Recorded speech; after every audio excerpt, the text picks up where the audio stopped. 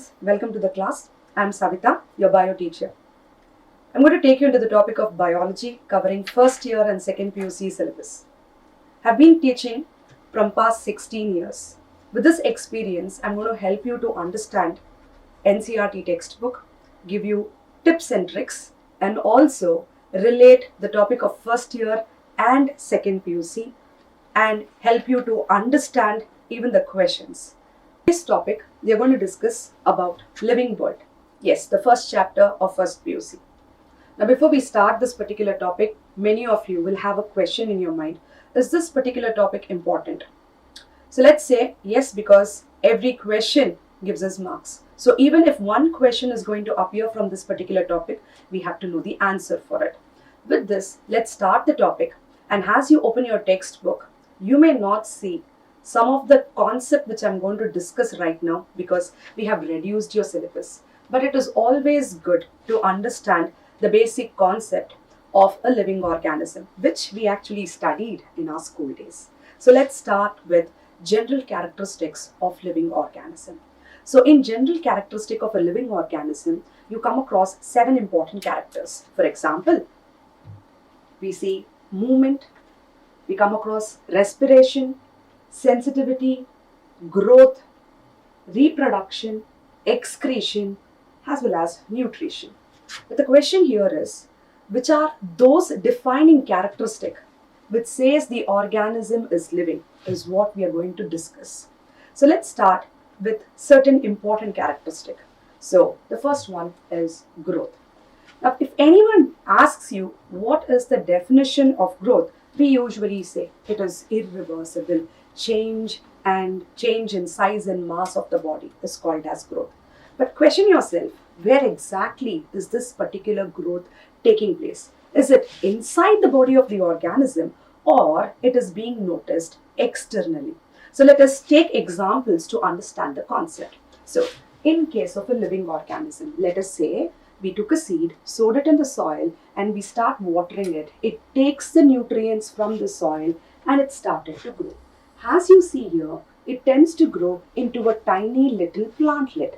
Now, when it grows, where is the growth taking place? Inside. So growth is an important character and it should be taking place inside the body of an organism.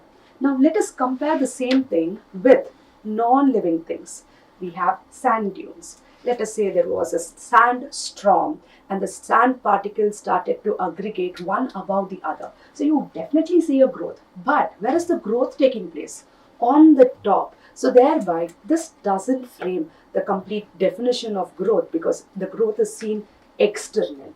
Now, we need to ask one more question.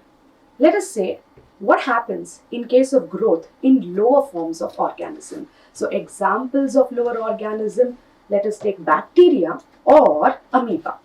So this is our bacterial cell where you tend to see the genetic material which is concentrated in a region called nucleoid, which is also known as genopore.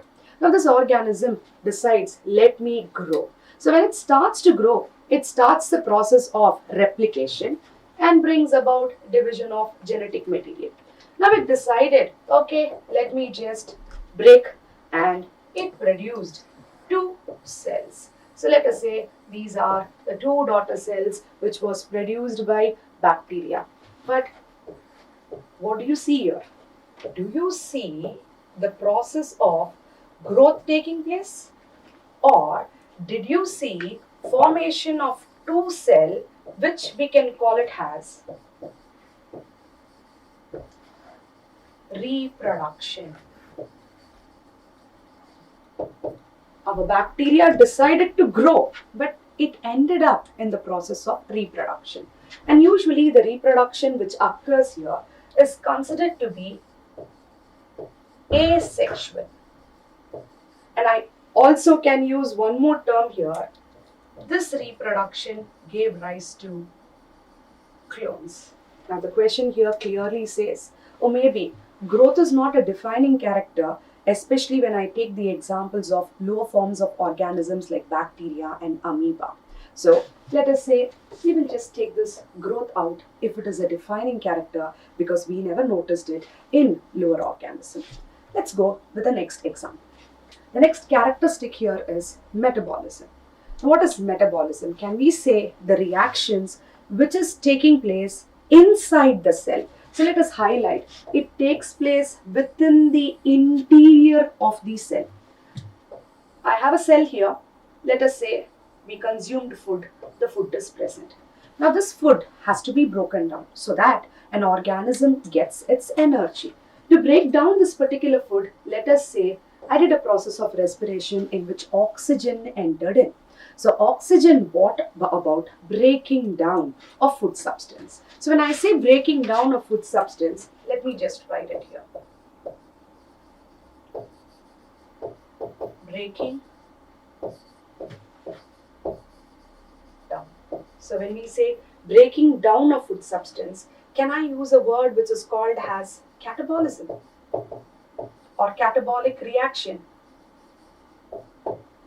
And whatever food substance got broken down is used up. So I can use a term which is called assimilation taking place within the body of an organism, and introduced one more term here which is called anabolic process, which is used for building up. So here we came across two terms, anabolism, catabolism. Taking place within the cell is known as metabolism, and during this particular process there is liberation of heat. So yes, metabolism becomes a defining characteristic of a living organism. Now let us question ourselves. Will this process take place outside the body? Yes. Where? I can do the same thing in vitro, in the lab, using a test tube. But if it is taking place external, I don't call it as a character. So when the word metabolism comes, we speak about one of the important characters which defines the organism when it takes place inside the cell of the organism. Now let's take one more character. Cellular organization. All living organism is made up of a cell, whether it is prokaryote or whether it is eukaryote. They do have genetic material, and can I say there are different types of organelles which is going to be present within the cell to take care of different activities. So let us say a bacteria, a amoeba, they are unicellular. Plant, animals, they are multicellular, but the body is made up of cells. Now when I put the cells into levels of organization, then if an organism is able to take care of the complete life activity with the cell, then I call it as cellular grade of organization. When an organism has a group of cells with similar structures and function, then I use a word which is called as tissue. Then we call that level as tissue level of organization. Many tissues make up what is called as organ. Group of tissues make up an organ. So organ level of organization. And let us say there are too many organs working together in a coordinated manner, then I say it is organ system level of organization which makes up an organism. So is cellular organization a defining character? Yes, it is a defining character of the living organism. Now let us go and take an example of one more character, reproduction. When the word reproduction comes, we always say an organism reproduces and produces a fertile offspring of its own kind to continue the race. Now let us understand, is this a defining characteristic? And if yes, let us take an example. Let us see what is the example telling us. Okay, we have a horse, and let us say it is a female horse.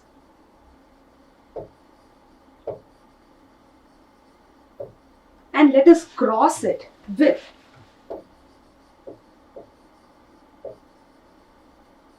male donkey. Yes, they are of different species coming together in same genus. We crossed it and we call such kind of hybridization as interspecific hybridization. Did they produce any young one? Yes, we do have a young one. Let us call him mule. Now, is mule a living organism? Yes, it is a living organism. But what happened? It is sterile. In future, it is not going to reproduce. So, but still it is a living organism. So, I can say that reproduction cannot be called as a defining character. Take other example. Honeybees. You would have heard about worker bees. Worker bees tend to do only work. But did they reproduce? No. But still, they are considered to be what? A living organism. Okay. Now let us compare it with the topic which we studied in second PUC. Those who have completed second PUC, you have come across the topic reproductive health, where we came across a subtopic which is called as infertility. Now when the word infertility comes, couples who are unable to have kids. So thereby, couples are living, right? They are unable to have kids means it is one problem. So reproduction is not a defining characteristic. Now let's take one more character. Consciousness. Okay. Consciousness, response to stimuli. All this becomes one of the defining characteristic of a living organism. Whether it is going to be plant, whether it is going to be animal, or any living cell should show some sort of response to its environment. So let us take examples in case of plants. Let us say our sunflower. What did a sunflower do? Did it move in the direction of light? Yes, there was movement. Such a movement towards light, I hope you came across phototropic response. Take one more example. Did the roots of the plant show any response to soil? Yes, they showed what is called as geotropic movement. Did the roots move towards the region where the water is present? Yes, they started to move towards the water. So we call that movement as hydrotropic movement. Now let us come across one more movement which is called chemotropic movement. Now where did we come across chemotropic movement?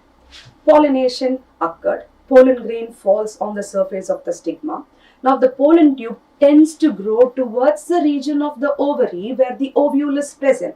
Such a movement is called chemotropism. So all these are responses where a living organism does. So defining character, response to stimulus, conscious is correct.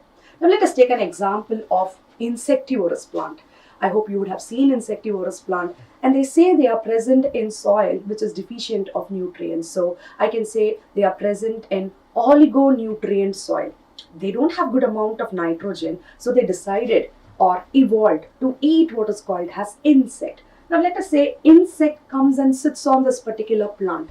There is some changes which is going to occur on the touch. We call that particular movement as tigmotropic response. So this creates a change in turgor pressure which brings about closure of the plant, trapping that particular insect so that the digestive secretion, the fluid which is being secreted, digests this particular insect. So thereby we can say there is a response seen in case of plants. Now let us compare the same thing with animals. So I have some cartoon picture here. Let us say we start cutting the vegetables and accidentally I run the knife or a blade over my finger and I end up with cut. Obviously I sense what is called as pain.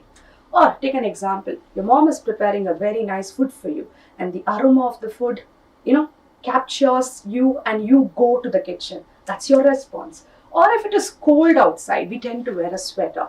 Or if it is very sunny outside, we like to wear a light cotton cloth.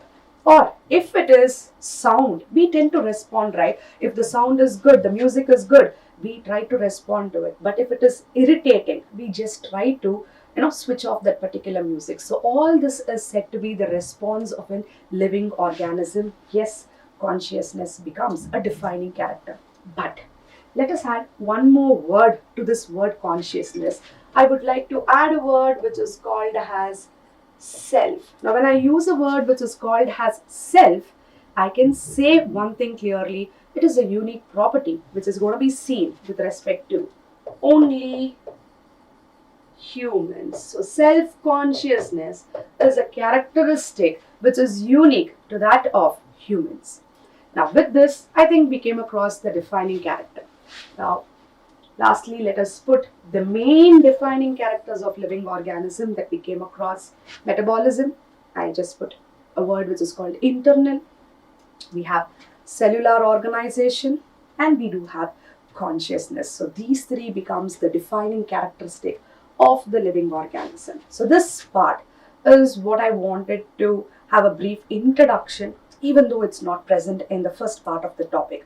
Because your first part of the topic in your textbook starts with something called taxonomy. So let us say if you're going to go into the next part of the topic, which is taxonomy. So now, the name itself says taxonomy and systematics. Now, when the word taxonomy comes, what is it?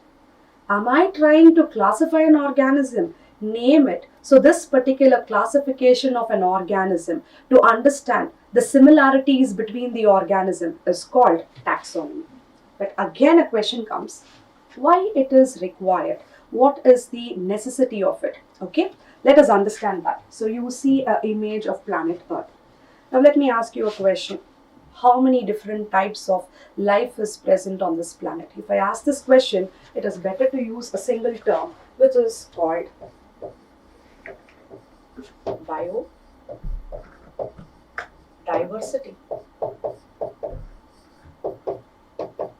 Can I say bio means life and different types of life present on this particular planet is called biodiversity?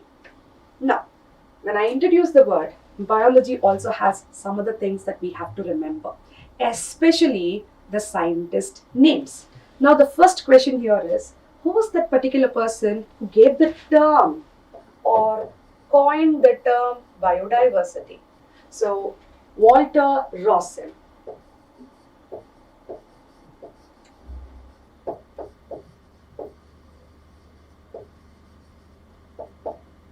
The term biodiversity was given by Walter Rosen. But one more person popularized the word, and his name is Edward Wilson.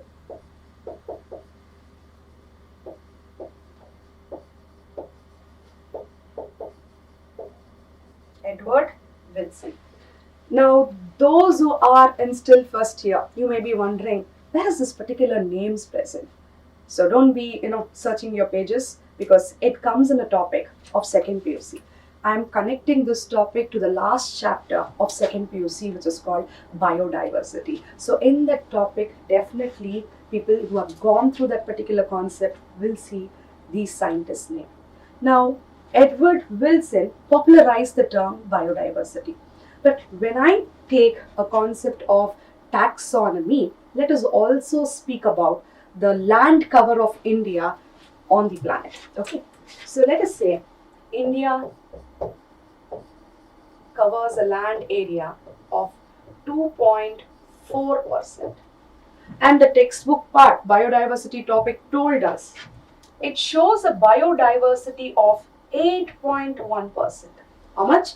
India shows 8.1% of biodiversity, and they also told it occupies the 12th rank. But according to NCERT, it is changed right now.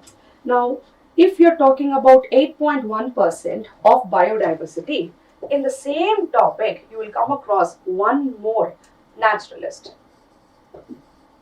Robert May.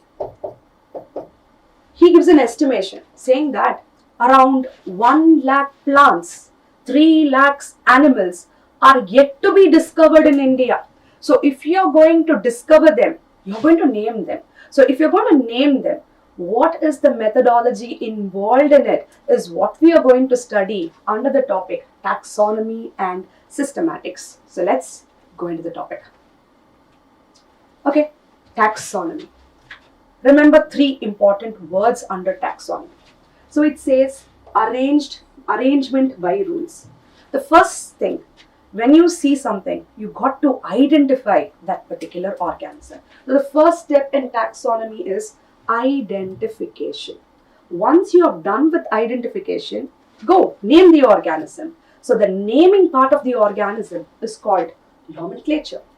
After you name the organism, you tend to classify this particular organism. So the 3 important basic steps of taxonomy are, first one, identification, second one, nomenclature, third one, classification of the organism.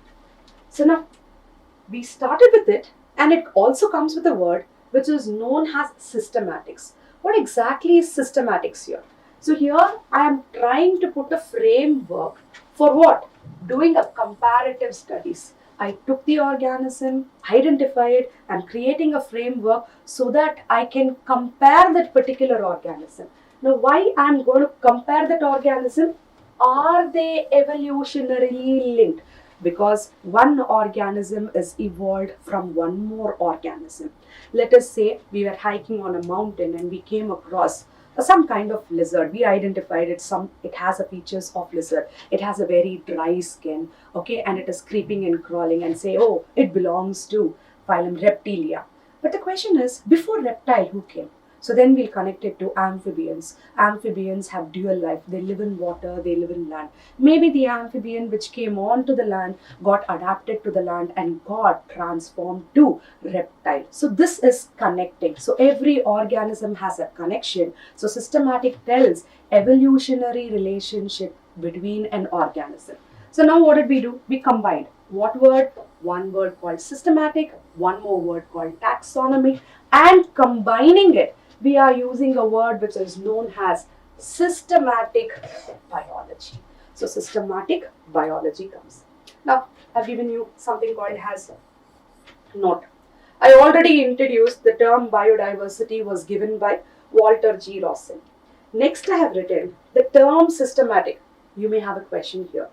Is derived from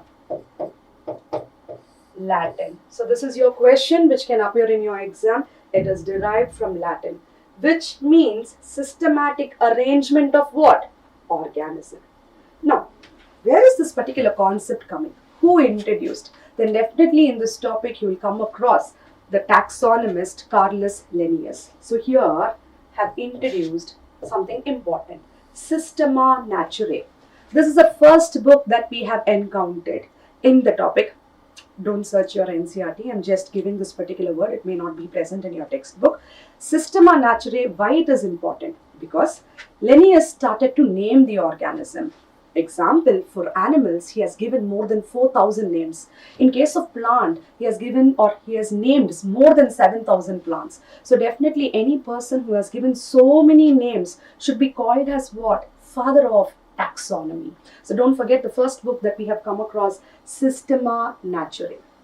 Now, let us again start with nomenclature. Let us say you and me decided, okay, we identified this organism, let us name it. So naming, nomenclature. But is there any standardized rules that we have to follow? So when we come across naming an organism, we need to follow one particular term. That name comes from a scientific term. So scientific names are preferred, and it should be recommended from where? International Code of Nomenclature. If you're going to name a plant, then it should be recommended from International Code of Botanical Nomenclature, ICBN. And if it is going to be animals, again, International Code of Zoological Nomenclature. So now, naming. We understood naming an organism, but please don't forget particular organism according to standardized system, and it should be what? Scientific name. So I hope you understood during nomenclature what we are supposed to do. Now, I did speak about a book which is called Systema Naturae, and I told Carolus Linnaeus was a person who introduced, and he is called as father of taxonomy. Yes, we understood naming, but while you're going to name an organism, Linnaeus told, give two names for the organism. If you're going to give two names for the organism, then it becomes what is called binomial nomenclature. So we name the organism with two scientific names, so thereby the concept is called binomial nomenclature. And who introduced it will be your question. If this question comes, obviously it is going to be Linnaeus. So now, when he introduced this particular binomial nomenclature, he told, when you're going to name the organism, the first name should represent what is called as genus, and the second name should represent what is called as species name. So finally, if we are supposed to name mango, scientifically it is called what? Magnifera indica. So Magnifera here becomes the genus name, whereas indica becomes the species name. So I hope you people understood what is nomenclature? You have to give a scientific name.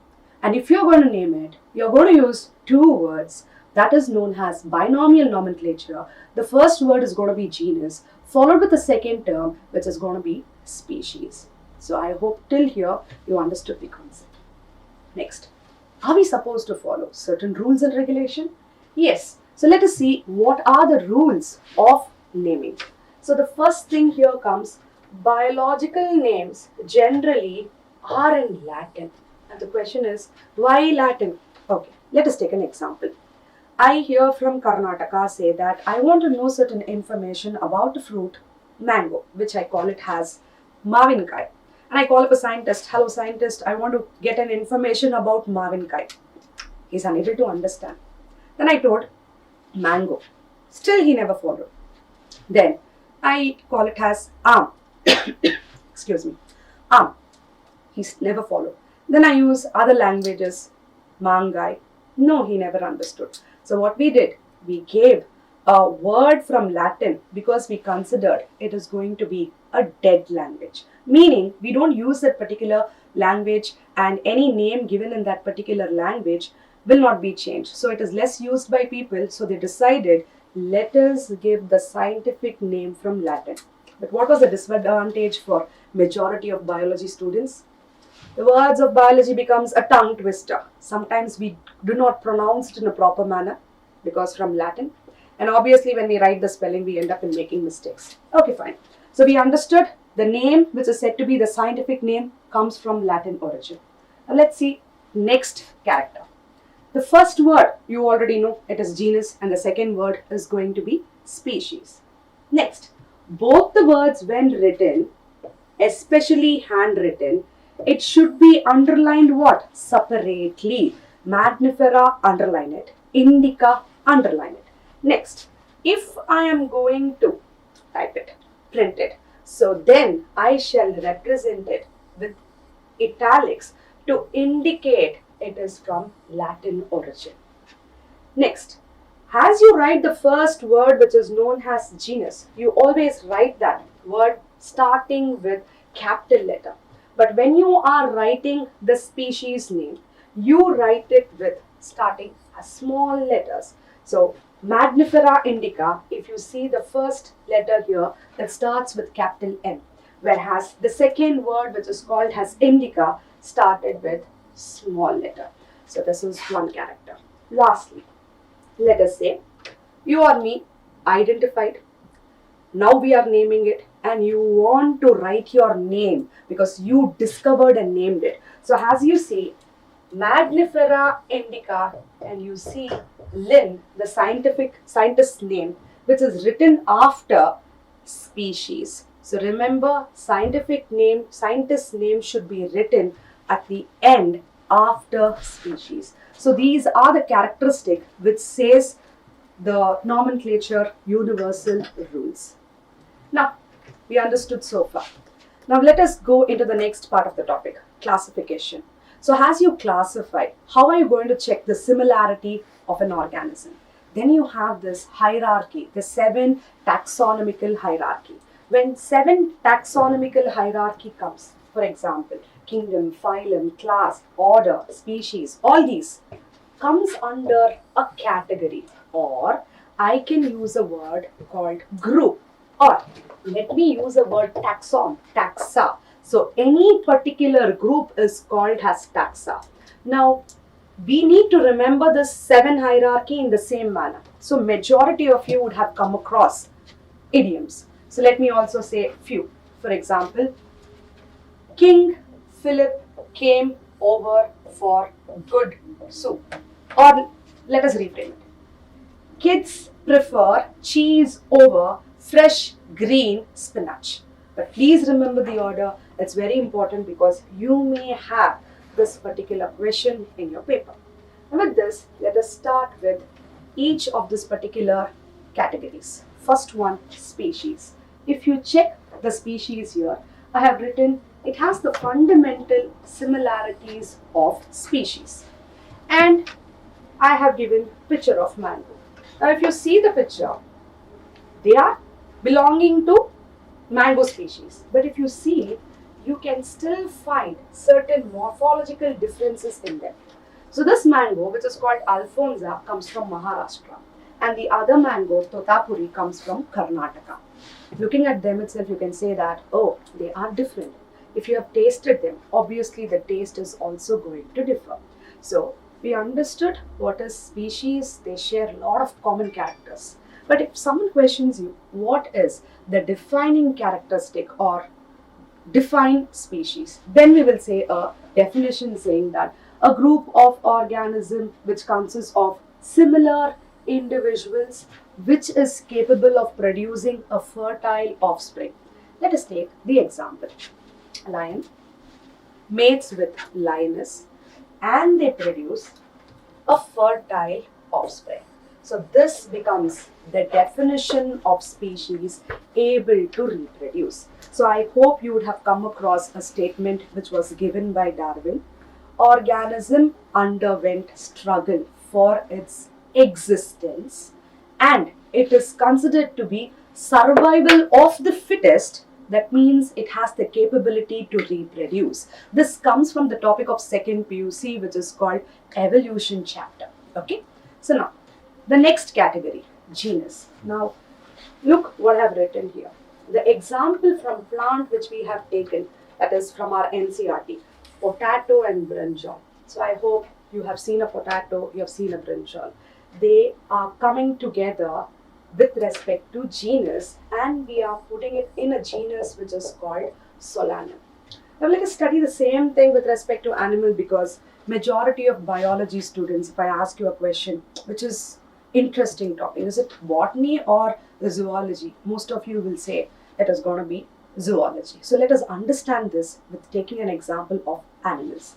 So I have introduced lion, the wild cat, the leopard, which is also a wild cat. Next, the tiger, also a wild cat. I'm using the word wild cat because I'm not going to introduce my pet domestic cat here. And all the three are different species, but we are clubbing them together, a genus which is called as Felis. So here several common features are introduced and we club them under a genus which is known as Felis. Now let's go into the next category. The next category here is family.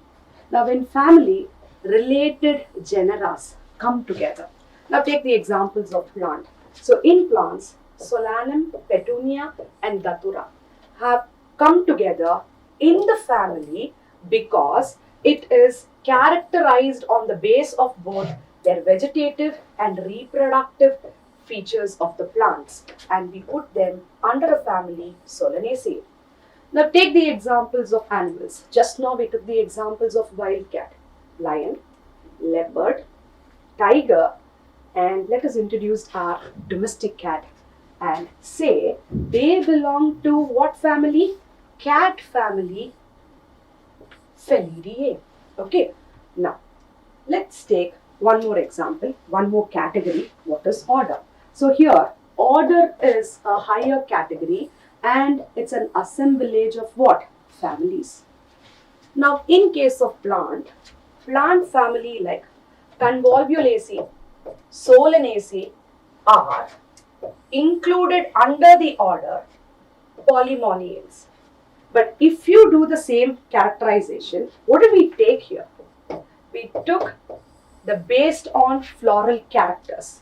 If you take animals, I have introduced a word carnivora. What are they? They are flesh-eating animals. So, tiger is a carnivore. The cat, which is domestic cat, your pet cat, and we can also introduce our pet dog. All the three come under what? Carnivora. Okay, so families of Felidae and Canidae are included under the same order. Now let's take the next category, which is called class. Now in case of class, I have introduced a word primata. All the primates, who are we humans, monkeys, ape, why? Lemur, which you came across Madagascar movie, the King Julian. All these are called as primates. And what's the speciality? They are called mammals. Why? They do have mammary glands. in which they produce milk in order to feed the young ones. So I'm clubbing what? All these particular order together under a class which is called as mammalia. Now let us look into one more feature under the same thing. You have a picture here where you see this particular dome-shaped structure. Can you see this dome-shaped structure? Which is known as diaphragm, which divides the body of an organism into two cavities. The upper part is called thoracic cavity and the lower part becomes abdominal cavity. This is also one of the interesting features of mammals. Now with this, we'll move on to the next category, phylum division. So when you use a word phylum, you're going to talk about animals. When you use a word division, you speak about what? Plants. So here, class comprising of what? Fish, amphibians, reptile, birds. Along with mammals, we added them under a higher category which is called as phylum. Furthermore, as you see the topic, those who have notochord, in case of us, the notochord has been replaced by vertebral column. So those who have that notochord, we call them as chordates, and those who do not have it, we call it as non-chordates. Next, in case of plants, classes with few similar characters are assigned in higher category, which is called division.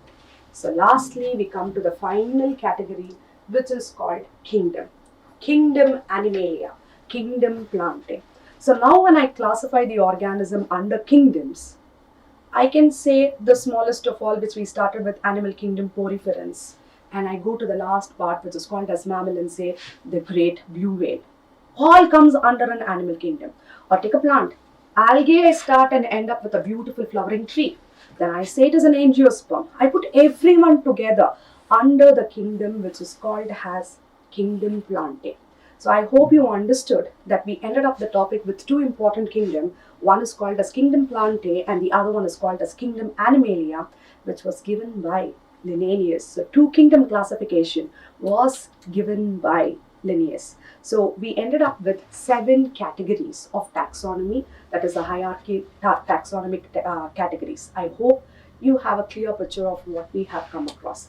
And finally, but not the least, you have one tabular column which is present in our textbook. Let us also understand, because biological terms should be understood by understanding the meaning of each term. So let us finish off the last revision concept.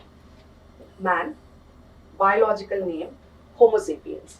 Let us come from phylum and division. So I am taking phylum into picture and I am assigning them under chordates. So when I say chordates, they have notochord. Okay? Let me take a other color pen because it's too very light. Chordate. So the chordate is put under the class Mammalia. Already we discussed they have mammary glands in which milk production occurs. Under order, I am putting them under Primata. Why Primata? I included all different types of primates. As I told you, apes, monkey, humans, lemur come under it. Next, I put them under an order which is called as Hominidae. And I interconnect all my ancestral apes also together. Then put under the genus which is called as Homo. In Latin, it means humans. And finally, we assign the specific name which is called as sapiens, which says modern man. So I hope you understood the concept of Homo sapiens in taxonomical hierarchy. Now let us take housefly. It starts with the word arthropod. Now again, I'm going to link your second PUC topic. Again, the last chapter of second PUC, where you came across a statement. Every organism you encounter, that means every 10 organism you encounter, 7 will always be an insect. So the largest phylum here is arthropods. As we say the word arthropods, they are called jointed legged organism. Now when I say jointed leg organism and I say they belong to the class Insecta, which includes all the insect.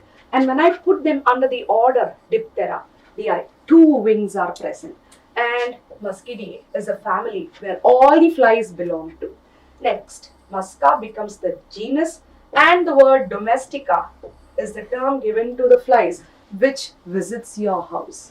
So I hope the second one is also completed. Now let us go to the plant part.